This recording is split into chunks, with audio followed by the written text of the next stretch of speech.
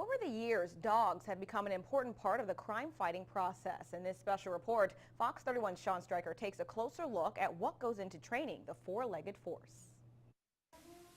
They go by many names: dogs, canines, pooches, or the scientific name, Canis lupus familiaris. And while many think of them as just a pet, they also make a good partner. I love working in the canine unit. I've built a bond with my dog like no other, so it's enjoyable. The Lee County Sheriff's Office currently has 2 drug-sniffing dogs. This one is Ricky, a highly trained 3-year-old Labrador Retriever who is certified to detect marijuana, cocaine, heroin, and methamphetamine. Good girl, good girl, good checks, good checks, good checks, good checks. Good girl. Good girl, here, get it. Woo! Good girl, good girl, good girl. Good girl, good girl, good girl, good girl, Rick. Good girl, Rick.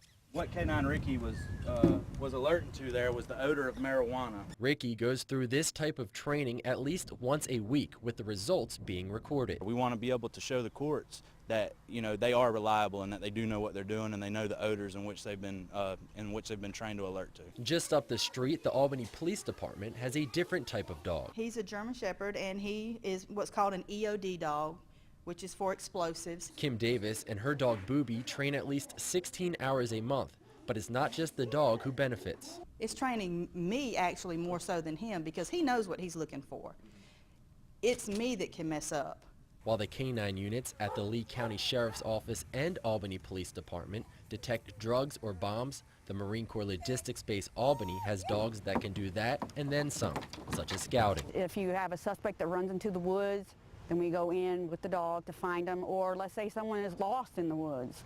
We send the dog in there to try and find them. One of the more impressive services is the patrol capabilities. These dogs are trained to attack if given the order, but if a suspect decides to surrender, the dog will stop and stand guard.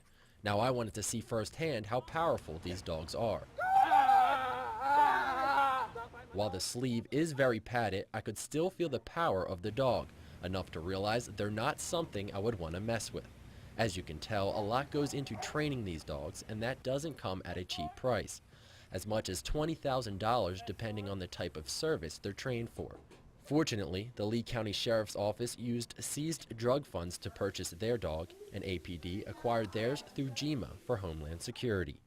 Sean Stryker, Fox 31.